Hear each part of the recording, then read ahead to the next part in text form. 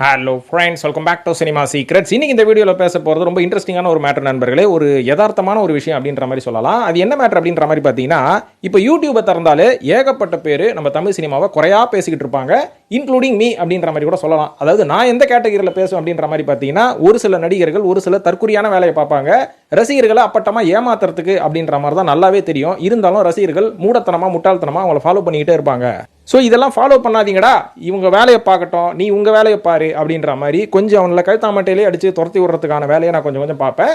So அந்த வேலையை பார்க்கறதுக்கு தான் என்னோட சேனல் செய்கிற வேலை, நான் செய்யக்கூடிய வேலை. இந்த கேட்டகரியில் நான் வந்துடுவேன் அப்படின்ற மாதிரி வச்சுக்கோங்களேன். இருந்தாலும் ஒரு சில பேர் வந்து சினிமாவை கொஞ்சம் கரப்பசுவாங்க. அந்த மாதிரி ஆட்கள் யாருன்னு பார்த்தீங்கன்னா, இந்த சினிமா விமர்சகர்கள், சினிமா ரிப்போர்ட்டர்ஸு, அதுக்கப்புறம் ஃபிலிம் கிரிட்டிக்ஸு இப்படின்ற பேரில் நிறைய பேர் சினிமாக்குள்ளே நடக்கிற அவலங்களை ஓப்பனாகவே பேசுவார்கள்.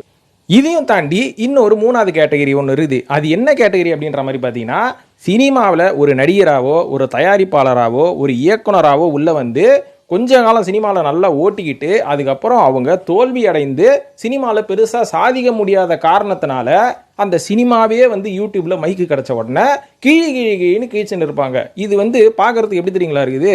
உங்களோட நண்பர்களோ உங்களோட சொந்தக்காரங்களையோ இல்லை உங்கள் வீட்டுக்குள்ளேயோ யார் கூடயாவது வந்து நீங்கள் நல்லா பழகிட்டு அதுக்கப்புறம் சண்டை போட்டுக்கிட்டீங்கன்னா வெளில போய் அந்த வன்மத்தை வெளில போய் எப்படி கக்குவீங்க தெரியுமா?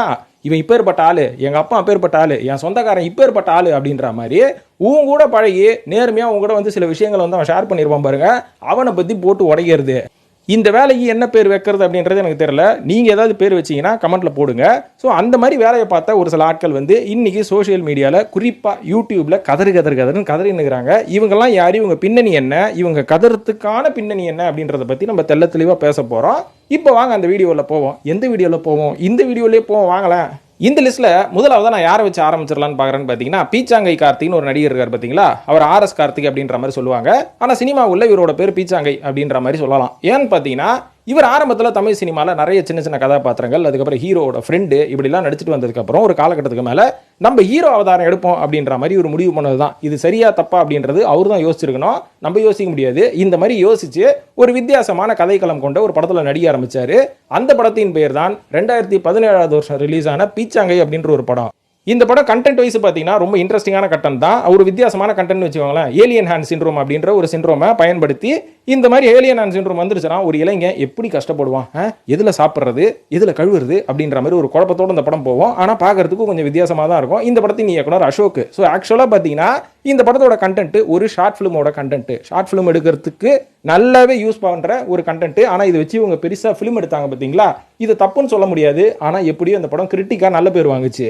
இந்த ஒரு படத்தை தயாரிச்சதே வந்து யாருன்னு பார்த்தீங்கன்னா, இந்த படத்தின் ஹீரோ RS கார்த்திக் அவர்கள் தான். ஸோ இந்த படத்தை தயாரிக்கும் போது அவர் எவ்வளோ கஷ்டப்பட்டாரு, எவ்வளோ பாலிடிக்ஸை பார்த்தாரு, எவ்வளோ பேர் இந்த படத்தை வெளில வராமல் பார்த்துக்கணும் அப்படின்ற மாதிரி பண்ணானுங்க. அதுக்கப்புறம் இந்த படம் வந்து எப்படியோ கடைசியில் வெளில வந்துருச்சு. இந்த படத்தை வந்து வெளில எடுக்கிறதுக்கு இவரோட வீடெல்லாம் இவர் அடமானம் வச்சு அவ்வளோ கஷ்டப்பட்டார் அப்படின்றத இந்த படத்தோட லான்ச் அப்போ இவர் வந்து மேடையில் பேசினார். பார்க்குறதுக்கு ரொம்ப கஷ்டமாக இருந்தது. இப்போ இவ்வளோ கஷ்டப்பட்டு இந்த பையன் வந்துருக்கிறான், இந்த பையனை நம்ம சப்போர்ட் பண்ணணும் அப்படின்ற மாதிரி அடுத்தடுத்து இவருக்கு ஒரு சில படங்கள் வந்தது. அந்த மாதிரி படங்களையும் ஒரு தொடர்ந்து நடிச்சாரு. அதுக்கப்புறம் பார்த்தீங்கன்னா அந்த மாதிரி படங்கள் வந்து சிலது சரியாக போகலை. படம் வந்து நல்லா இருந்தாலும் கூட, இவரோட ஆக்டிங்கும் நல்லா இருந்தாலும் கூட அந்த மாதிரி படங்கள் வந்து சரியாக போகலை. ஏன்னா சினிமாவுக்கு அப்படின்னு சொல்லி ஒரு சின்ன ஒரு விஷயம் இருக்குதுங்க. அந்த சினிமாவில் வந்து நம்ம ரசிகர்களை வந்து நம்ம நோட் பண்ணோம். நம்மளுக்கு பிடிச்ச மாதிரி படம், இந்த படத்தோட கண்டென்ட் வந்து ரொம்ப நல்லா இருக்குது, எனக்கு பிடிச்சிருக்கு இந்த கண்டென்ட் அப்படின்ற மாதிரி நம்ம என்றைக்குமே நடிக்கக்கூடாது. ஆனால் அந்த ஒரு விஷயத்தை நம்ம ரஜினிகாந்த் கிட்ட இருந்து கற்றுக்கலாம். அதாவது ரஜினி அவர்கள் இன்னி வரைக்கும் பார்த்தீங்கன்னா எவ்வளவோ வித்தியாசமான கதைகள் அவர்கிட்ட வந்திருந்தாலுமே கூட ரசிகர்களுக்கு என்ன தேவை, என்ன தேட்டரில் ஒருத்த பார்க்க வரான்ல அவனுக்கு நான் என்ன கொடுக்கணும் அப்படின்றது தான் எனக்கு முக்கியம் அப்படின்ற தெளிவு ரஜினி மாதிரி ஒரு சில நடிகர்களுக்கு இருந்தனால தான் இன்னி வரைக்கும் அவங்க ஸ்ட்ராங்காக நின்னாங்க. அதுக்கப்புறம் அதை வந்து பல பேர் ஃபாலோ பண்ணிட்டு இருக்காங்க அப்படின்றத நம்ம நல்லா கண்கூடாக பார்த்துட்டு இருக்கோம். ஆனால் இந்த மாதிரி ஒரு சில நடிகர்கள் ஒரு சில படங்கள் ஹிட் ஆனதுக்கப்புறம் இவங்க என்ன பண்ணுவாங்கன்னு பார்த்தீங்கன்னா, இவங்க இஷ்டத்துக்கு தான் இவங்க படம் நடிப்பாங்க. அதாவது நம்ம படத்தை பார்க்க வந்த ஒரு ரசிகனுக்கு நம்ம என்ன கொடுக்கணும், அதாவது RS கார்த்திகோட மேட்டர் எடுத்துப்போமே, பீச்சாங்கை அப்படின்ற ஒரு காமிக்கான ஒரு படம் கொடுத்துருக்கீங்க. ஸோ அடுத்த படம் உங்ககிட்ட இருந்து அப்படி தான் எதிர்பார்ப்பான். திடீர்னு நீங்கள் இந்த ஜானர்ல இருந்து நான் சொல்கிறேன் பாரு தத்துவம், நான் ஒரு இட்டு கொடுத்துட்டேன்ல, எனக்கு எல்லாமே தெரியும் அப்படின்னு சொல்லி நீங்கள் அடுத்த படம் ரொம்ப அதிமேதாவி படமாக நடிச்சிங்கன்னு வைங்களேன், உங்களை பார்க்க வந்த ரசிகன் குழம்பு போயிடுவான். இவன் என்னடா இவன் ஆரம்பத்தில் ஏதோ ஒரு காமிக்கா ஜாலியாக ஒரு படம் நடிச்சான், சரி அடுத்ததே இவன் படம் இப்படி தான் இருக்கும்னு உள்ள வந்து பார்த்தா தத்துவமாக பேசி கொள்றான், என்னடா உங்களுக்கு பிரச்சனை அப்படின்ற மாதிரி ரசிகனே குழம்பு போய் அடுத்ததான் மூணாவதா நீங்கள் என்ன படம் பண்ண போறீங்க அப்படின்ற ஒரு எதிர்பார்ப்பே இல்லாமல் போயிடும் உங்களோட லைஃப்பில் அப்படின்ற மாதிரி நான் சொல்லுவேன். இதுக்கு ஒரு சிறந்த உதாரணம் விஜய் சேதுபதி அவர்கள் தான். ஏன்னா விஜய் சேதுபதி அவர்கள் ஆரம்பத்தில் 2-3 படம் நல்ல காமிக்கலான காமெடியான படங்கள் நடித்தாலும் அடுத்தடுத்து பார்த்தீங்கன்னா என்ன மாதிரி ஒரு நடிகை உலகத்தில் இல்லடா அப்படின்ற மாதிரி நடிப்பு ஓரியன்ட் படமா எடுத்து தள்ளி தள்ளி தள்ளி அது வந்து அப்படியே டாக்குமெண்ட்ரி ரேஞ்சில் போயிடுச்சு. அதுக்கப்புறம் விஜய் சேதுபதியோட படங்களை பார்க்கலாமா வேணாமா அப்படின்னு ரசிகர்கள் ஒரு பக்கம் யோசிக்கிறத விட்டுட்டு டிஸ்ட்ரிபியூட்டர்ஸே இந்த ஆள் படத்தை வாங்கலாமா வேணாமா அப்படின்றனால தான் இவர் வந்து ஈக்குவலா சிவகார்த்திகேயனுக்கு வர வேண்டிய ஆளு கடைசியில் சிவகார்த்திகேயன் இவர் ஓவர்டேக் பண்ணிட்டு போயிட்டாரு. ஏன்னா சிவகார்த்திகேயனுக்கு அந்த தெளிவு இருக்கு, என் படத்தை எவன் பார்க்க வருவானோ அவனுக்கு என்னென்ன தேவையோ அதை நான் செஞ்சுட்டு போயிடுறேன் அப்படின்னு சிவகார்த்திகேயன் உண்டான தெளிவு விஜய் சேதுபதி மாதிரி ஆட்களுக்கு இல்லை. காரணம் என்னன்னா இவங்கெல்லாம் ஷார்ட் ஃபிலிமு அப்படின்ற ஒரு இடத்துல இருந்து வந்தனால இவங்களுக்கு மக்களோட எதிர்பார்ப்பு மக்களோட புரிதல் சுத்தமாக இல்லாமல் போயிடும். அதாவது மக்களுக்கு என்ன தேவை அப்படின்றத நீங்கள் கொடுக்கறது தான் நீங்கள் ஒரு நல்ல என்டர்டெய்னர் அப்படின்ற மாதிரி ஒரு கேட்டகரியில் வருவீங்க. அதை விட்டுட்டு என் இஷ்டத்துக்கு நடிப்பேன், எது வந்தாலும் நடிப்பேன், எவன் காசு குத்தாலும் நடிப்பேனா மக்கள் உங்களை கூடிய சீக்கிரம் தூக்கி போட்டுருவாங்க. இந்த மாதிரி ஆர்எஸ் கார்த்திக் அவர்கள் அவரோட போற போக்கில் படத்தெல்லாம் நடிச்சதுக்கு அப்புறமா அந்த படத்துல இருந்து அவருக்கு அடுத்தடுத்து வருமானமும் கிடையாது, அடுத்தடுத்து வாய்ப்பும் இல்லை. சினிமாக்குள்ள பாலிடிக்ஸ் இருக்கதாங்க செய்யும். எந்த ஒரு இண்டஸ்ட்ரியிலங்க பாலிடிக்ஸ் இல்லை. சின்ன சின்ன கம்பெனி ஒரு பொட்டி கடையிலேயே நமக்கு அப்புறம் ஒருத்தன் வந்து வேலைக்கு வந்துட்டான்னு வைங்களேன், இவங்க 2 பேருக்குள்ளேயே பாலிடிக்ஸ் இருக்கும். ஸோ பாலிடிக்ஸ் இல்லாத எந்த ஒரு இண்டஸ்ட்ரியும் இல்லை. அந்த பாலிடிக்ஸை நீங்கள் எப்படி நாகரீகமாகவும் எப்படி புத்திசாலித்தனமாகவும் ஹேண்டில் பண்ணுறீங்க அப்படின்றது தான் மேட்ரு. ஸோ அந்த பாலிடிக்ஸை ஹேண்டில் பண்ண தெரியாமல் சினிமாவிலேருந்து நீங்கள் வெளில போகிறீங்க, வேறு இண்டஸ்ட்ரிக்கு போகிறீங்க அப்படின்றது உங்களோட தனிப்பட்ட விருப்பம். ஆனால் அதை விட்டுட்டு நீங்கள் என்ன பண்ணுறீங்க, மறுபடியும் இந்த இண்டஸ்ட்ரி உள்ள வந்தேன், லவ் பண்ணி தான் வந்தேன், ஆனால் என்னால் இதில் ஜெயிக்க முடியல, சில பாலிடிக்ஸ்னால என்னால் எதுவுமே பண்ண முடியலன்னு சொல்லி அதே சினிமாவையும் அந்த சினிமாக்குள்ளே இருக்கக்கூடிய உங்கள் சக நடிகர்களை நீங்கள் குறை பேச ஆரம்பிச்சிங்கன்னா நீங்கள் எந்த மாதிரியான ஒரு ஆள், எந்த ஒரு கேட்டகரிக்குள்ளே நீங்கள் வருவீங்க சினிமாக்குள்ளே அப்படின்றத மக்களாகிய நீங்கள் தான் புரிஞ்சுக்கணும். ஏன்னா இந்த மாதிரியான ஆட்கள் சினிமா உள்ள ஏன் ஜெயிக்கல அப்படின்ற ஒரு நோக்கத்தை நீங்க கண்கூடா இன்னைக்கு யூடியூப்ல இவங்கெல்லாம் பேசும்போதே பார்த்துடலாம். அதாவது உள்ளுக்குள்ள உங்க சப்கான்ஷியஸ்ல ஒரு வன்மம் இருக்கு. அந்த வன்மத்தை வந்து நீங்க அடக்கி நம்ம இங்க ஜெயிக்க தான் வந்திருக்கோம். ஸோ அதனால் யார் மேலேயும் வன்மத்தை காமிக்காமல் எல்லார் மேலேயும் அன்பை செலுத்திக்கிட்டு நமக்கு என்னடா வந்தது நம்ம நடிக்கிற வேலையை மட்டும் பார்த்துக்கிட்டு நம்ம அடுத்தடுத்து நம்ம லைஃப்பில் என்ன பண்ணுவோம் அப்படின்னு அஜித் அவர்கள் சொல்கிற மாதிரி குதிரைக்கு கடிவாளம் கட்டின மாதிரி நீங்கள் பாட்டு ஓடிக்கிட்டே இருந்தீங்கன்னு வைங்களேன், எந்த ஒரு இண்டஸ்ட்ரியாக இருந்தாலும் ஜெயிச்சிடலாம். அதை விட்டுட்டு உள்ளே வரும்போதே 4 பேரை கவுத்து விடலாம் அப்படின்ற ஒரு மைண்ட் செட்டில் வர ஆட்களால் மட்டும்தான் நாளைக்கு அந்த இண்டஸ்ட்ரியை வெறுத்ததுக்கு அப்புறமா அந்த இண்டஸ்ட்ரியை பற்றி வெளில போய் குறை பேச முடியும்.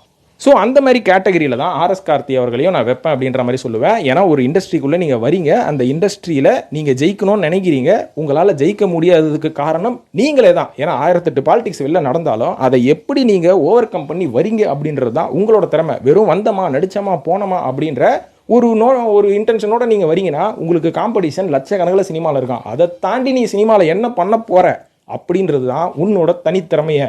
அந்த திறமையை நீ வலுத்துக்காம நீ பாட்டுக்கு நான் வந்து ஸ்க்ரீன் முன்னாடி நிற்பேன், நடிப்பேன், டான்ஸ் ஆடுவேன், பாட்டு பாடுவேன், போயிட்டே இருப்பேன் அப்படின்ற மாதிரி நீ சினிமா உள்ள வந்தினா சத்தியமாக எவனாலையுமே ஜெயிக்க முடியாது. அதனால தான் சினிமாக்குள்ளே இருக்கிற வல்லுநர்கள் கிட்ட நல்லா பழகி சினிமா உள்ள என்ன நடக்குதுன்றதை தெரிஞ்சுக்கணும். உதாரணத்துக்கு எனக்கு இருக்கிற அனுபவத்தில் நான் சொல்கிறேன், சினிமாக்குள்ளே ஜெயிக்கணும், ஒரு நடிகராகவோ ஒரு இயக்குனராகவோ ஜெயிக்கணும்னு வைங்களேன், நீங்கள் வெறும் இயக்கத்தை கற்றுக்கிட்டா போதாது, நடிகர் ஆகணும்னா வெறும் நடிப்பை கற்றுக்கிட்டா போதாது, சினிமா உள்ள இருக்கிற அத்தனை டெக்னீஷியன் கூட பழகி அத்தனை விஷயங்களையும் நீங்கள் கற்றுக்கிட்டா மட்டும்தான் சினிமாவில் நீங்கள் என்ன ஆகணுமோ அந்த ஒரு கேட்டகரியில் நீங்கள் ஜெயிக்க முடியும் அப்படின்றது தான் நிதர்சனமான உண்மை. ஆனால் இன்றைக்கி பல பேர் பண்ணுற தப்பு என்னன்னா, நான் சினிமாவில் நடிகர் ஆகணும்னு சொல்லி நடிப்பு சம்மந்தப்பட்ட கோர்ஸாக அடித்து தள்ளுவானுங்க. நடிப்பு அப்படின்றது நீங்கள் கற்றுக்கிட்டு வர வேண்டியது கிடையாதுங்க. நீங்கள் பார்க்கக்கூடிய விஷயங்கள்லேருந்து உங்களுக்கு கிடைச்ச எக்ஸ்பீரியன்ஸோட வெளிப்பாடு தான் ஒரு நடிப்பு அப்படின்றத யாருமே நீங்கள் புரிஞ்சுக்கிறது கிடையாது.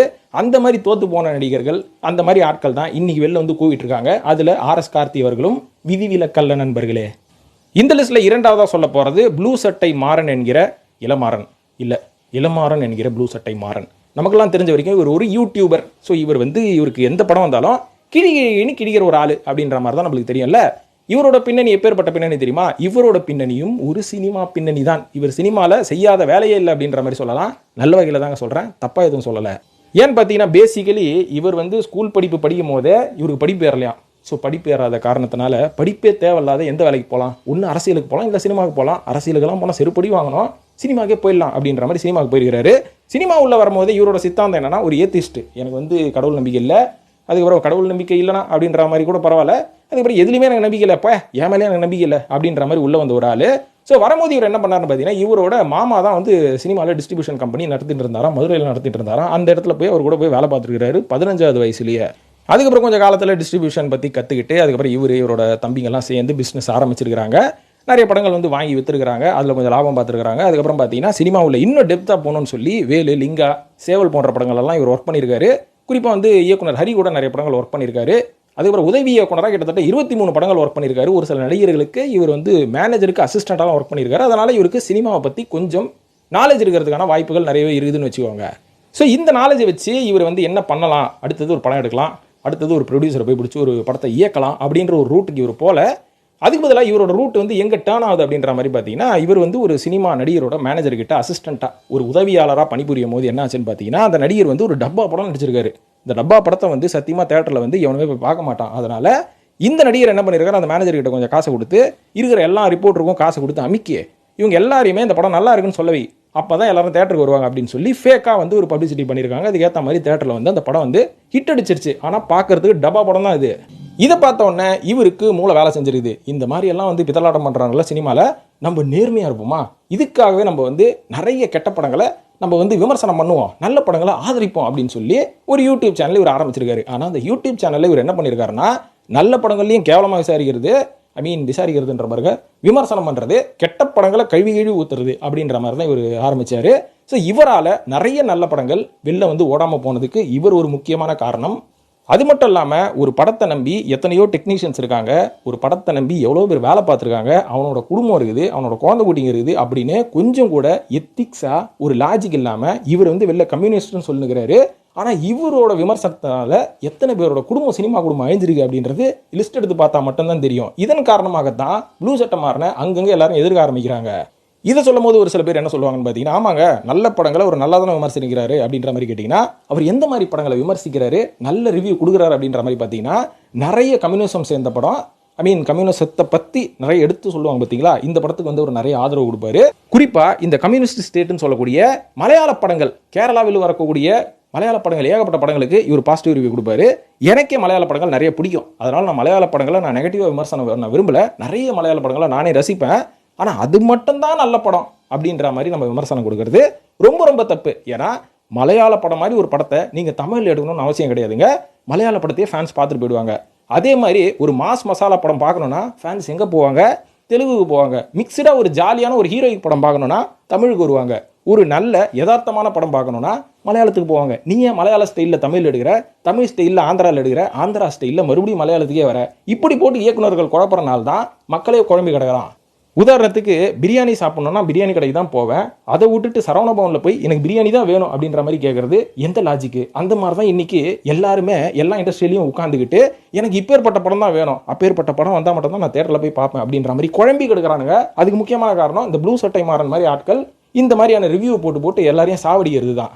ஸோ இவரும் பார்த்தீங்கன்னா சினிமாவில் பெருசாக கெளிக்க முடியாத காரணத்தினால இன்றைக்கி யூடியூப்பில் பெரிய லெவலில் மக்களை குழப்பி ஜெயிச்சிட்டாரு.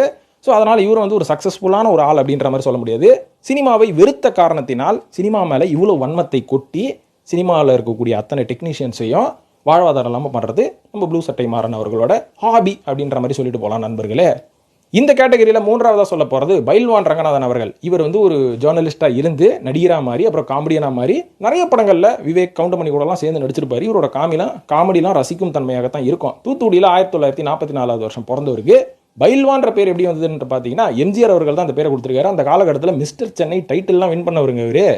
இருந்தாலும் போலீஸ் ஆகலாம், போலீஸ் கான்ஸ்டபிள் ஆகலாம் அப்படின்ற மாதிரி ரொம்ப ட்ரை பண்ணியிருக்காரு. அதுக்கப்புறம் அந்த ட்ரை ஒரு நெகட்டிவ்ல போய் முடிச்சதுனால நம்ம ஒரு ஜேர்னலிஸ்ட் ஆயிடலாம் அப்படின்ற மாதிரி ஒரு நியூஸ் எடிட்டராக மாறி இருக்காரு. அந்த காலகட்டத்தில் சினிமா கிரிட்டிக்காக இருந்தார். இவர் முதல்ல விமர்சனம் பண்ண படம் எதுன்னு பார்த்தீங்கன்னா அரங்கேற்றம் அப்படின்ற கே பாலச்சந்திர அவர்களோட படம். அதுக்கப்புறம் இவர் முதல்ல எந்த படத்தில் நடிக்க ஆரம்பிச்சார்னு பார்த்தீங்கன்னா முந்தானை முடிச்சு அப்படின்ற படத்தில் வந்து ஒரு நல்ல கேரக்டரே பண்ணியிருப்பாரு. ஸோ இந்த மாதிரி சினிமாவில் வந்து நிறைய படங்களை நடிச்சு அதுக்கப்புறம் அவர் வந்து ஒரு ஃபியூச்சரில் நிறைய கிரிட்டிக்ஸ் எழுத ஆரம்பிச்சார். அதுக்கப்புறம் கிரிட்டிக்கு காலகட்டம் எல்லாம் மாறி போய் யூடியூபாக மாறினதுக்கப்புறம் இவர் வந்து நடிகர்களோட பர்சனல் லைஃப் வந்து விமர்சனம் பண்ண ஆரம்பிச்சார். அதாவது ஆரம்பத்தில் இவர் படங்களை விமர்சனம் பண்ண ஆரம்பித்து பெருசாக எந்த வியூஸும் போல அப்படின்னோடனே இவரோட காலகட்டத்தில் நிறைய பேர் பார்த்துருப்பார் இல்லைங்களா. அன்றைக்கி இருக்கக்கூடிய காலகட்டத்தில் இருந்தே பர்சனல் லைஃபை விமர்சனம் பண்ணுறது அன்றைக்கி இருந்த நிறைய நியூஸ் ரிப்போர்ட்டர்கள் செய்யக்கூடிய ஒரு வேலை தான். அதை வந்து ஒரு சில பேர் காசு கொடுத்து அமுவாங்க. இது மட்டும் இல்லைங்க, இந்த காந்தா அப்படின்ற ஒரு படம் வரப்போகுது இல்லைங்களா, எம்கேடி தியாகராஜ பாகவதர் அவர்களை பற்றி. ஸோ அந்த காலகட்டத்தில் அந்த படத்தோட கதையை பார்த்தீங்கன்னா அன்றைக்கி இருந்த ஒரு சினிமா விமர்சகரை இவங்கெல்லாம் சேர்ந்து கொலை பண்ணாங்க. அதுக்கு முக்கியமான காரணம் அந்த சினிமா விமர்சகர் இவங்களோட பர்சனல் லைஃப் எடுத்து பேசுறது தான். ஸோ இதிலிருந்து நம்ம என்ன தெரிஞ்சுக்கலாம்னா, இந்த சினிமாவில் இருக்கக்கூடிய நடிகர்களை விமர்சனம் பண்ணுறது அப்படின்றது அந்த காலகட்டத்திலேருந்து நடந்துட்டு வந்தது. அது ஒன்றும் புதுசு இல்லை, அது ஒன்றும் பைல்வான் ரங்கநாதன் அவர்கள் ஆரம்பித்து வைக்கல அப்படின்றத நம்ம எல்லாருமே புரிஞ்சுக்கணும். இருந்தாலும் இதுக்கு காரணம் என்ன அப்படின்னு பார்த்தீங்கன்னா, கல்லா கட்டுறதுக்கு தான், காசு வாங்குறதுக்கு தான், நம்ம எல்லாருக்கும் உரைக்க சொல்கிறதுக்கா அப்படின்ற மாதிரி கேட்டிங்கன்னா, அன்றைக்கி இருந்த காலகட்டத்திலேருந்து இன்னைக்கு வரைக்கும் அந்த சினிமா விமர்சகர்கள் இவங்களோட பர்சனல் லைஃப்பை பேசுகிறதுக்கு மெயின் இன்டென்ஷனே பார்த்தீங்கன்னா துட்டு சம்பாதிக்க தான். ஸோ துட்டு சம்பாதிக்கிறதுனா எப்படி யூடியூப்ல போட்டு வருமானம் வருமானு கேட்டிங்கன்னா அதெல்லாம் ஒன்றுமே கிடையாதுங்க. அந்த யூடியூப்ல வர வருமானத்தை வச்சு நீங்கள் பைக்குக்கு பெட்ரோல் கூட போட முடியாது. இந்த மாதிரி பேசுகிறனால அந்த நடிகர்கள் உங்களை கூப்பிட்டு சமரசம் பேசுவாங்க. அந்த மாதிரி சமரசம் பேசும்போது உங்களுக்கு கிடைக்கக்கூடிய துட்டு தான். ஸோ இந்த துட்டுக்காக தான் இந்த மாதிரியெல்லாம் கூவிட்டு இருப்பாங்க. ஸோ பயில்வான் ரங்கநாதன் அவர்களும் துட்டுக்காக தான் கூவுகிறார் அப்படின்றது நிதர்சனமான உண்மை நண்பர்களே. இந்த மாதிரி நம்ம ஏகப்பட்ட பேரை சொல்லலாம். சுச்சி அவர்கள் வந்து ஒழுங்காக பாட்டு பண்ணி தான் இருந்தாங்க. அதுக்கப்புறம் அவங்களுக்கு சான்ஸ் கிடைக்கலன்னொன்னே எல்லாரையும் கழுவி ஊற்ற ஆரம்பித்தாங்க. சுச்சி லீக்ஸ் எல்லாம் வந்து ரிலீஸ் பண்ணாங்க. அதுக்கப்புறம் இந்த பாடகி சின்மாயி இவங்களும் பார்த்தீங்கன்னா பல வருஷம் கழிச்சு தான் இவங்களுக்கு வந்து கண் திறந்து அதுக்கப்புறம் நம்ம பண்ணது தப்பு அந்த காலகட்டத்தில், அதனால் நம்ம எல்லாத்தையும் வெளில போட்டு உடச்சிருவோம் அப்படின்னு பல பேர் பல வருஷம் கழிச்சு கூவுவாங்க பார்த்தீங்களா. இந்த கூவலுக்கு பின்னாடி, இந்த சினிமாவை வெறுக்கிறதுக்கு பின்னாடிலாம் ஒரு நல்ல மணி மைண்டடான ஒரு நோக்கம் இருக்குது அப்படின்றத நம்ம எல்லாருமே புரிஞ்சுக்கணும். இதனால் யாருமே சினிமாவை வெறுக்க வேணாம். சினிமா அப்படின்றது நல்ல ஒரு பிளாட்ஃபார்மு, ஒரு நல்ல ஒரு கரெக்டான பாதையில் தான் போயிட்டு இருக்குது. இவர்களோட பேச்சை கேட்டு சினிமாவை வெறுத்து இனிமேல் சினிமாவை நான் தேட்டரில் போய் பார்க்க மாட்டேன், சினிமான்றது இவ்வளோ பெரிய குப்பையா அப்படின்ற மாதிரி நம்ம யோசிக்கக்கூடாது. எல்லா இண்டஸ்ட்ரியிலையும் குப்பையும் இருக்குது, தங்க மூட்டையும் இருக்குது. அதை எடுத்துக்கிறது நம்மளோட புத்திசாலித்தனம் தான் அப்படின்னு சொல்லி நான் இந்த வீடியோ முடிச்சுக்கிறேன் நண்பர்களே. இந்த வீடியோ பார்த்ததுக்கு நன்றி. இது பற்றிய கருத்துக்களை கமெண்ட்டில் போட்டு சினிமா சீக்கிரத்தையும் சப்ஸ்கிரைப் பண்ணிவிட்டு வழக்கம் போல் ஃபாலோ பண்ணுங்கள் நண்பர்களே. நன்றி, வணக்கம்.